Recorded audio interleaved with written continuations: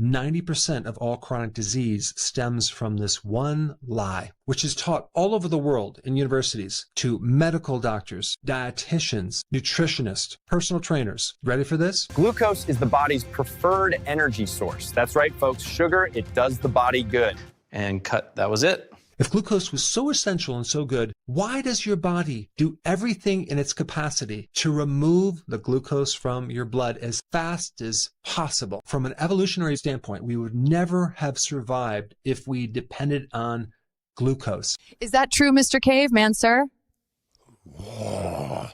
An average thin person has about 100,000 calories of fat on their body. When you consume a lot of sugar, our body takes it out of the blood real fast, and it's not going to burn it all up. What happens to all this excess sugar when your body removes it from the blood? Does it just evaporate?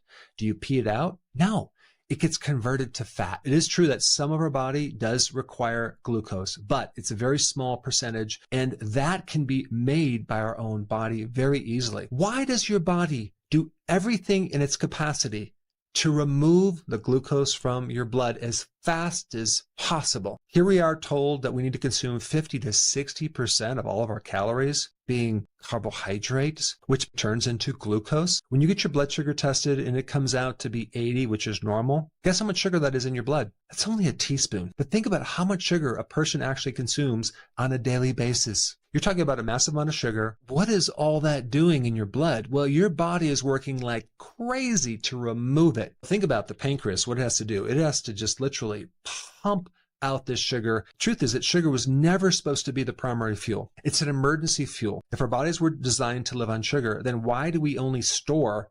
1,700 calories of sugar? That's about the number of calories you consume in one day. The single biggest root cause of 90% of chronic disease is high glucose.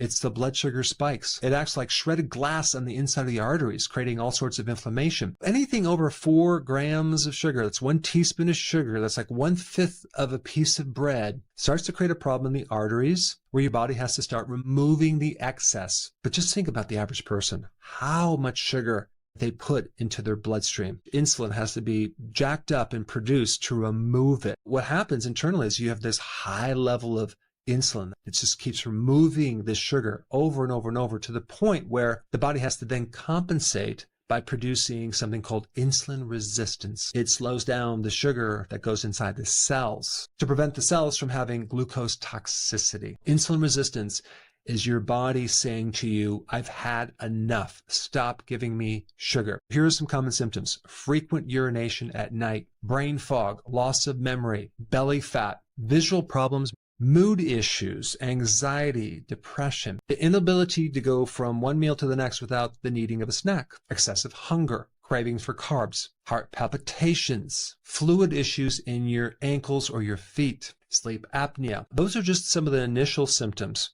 If we give it 15 years, then you get diabetes. Give it 25 years, we create this caramelization of your brain that's called dementia. It's type 3 diabetes. Chronic spiking of blood sugar causes cataracts, glaucoma, macular degeneration. Out of all the things that damages the small little arteries to your eyes, your kidney, the nervous system, and especially the inside of the arteries, it's glucose. Why aren't people worried about consuming glucose? Because of this one simple lie that we're told everywhere, that glucose is the preferred energy source. But we don't do that, right? But of course, in the food pyramid, you'll see 65% of the calories should be carbohydrate. Did you realize if you start reducing your glucose and go on a low carb diet and keep your carbohydrates below 30 grams a day? In one study, there was 90% success of coming off insulin in 10 weeks on being on a low carb diet. Out of all the things you can do for improving your health, low carb diet is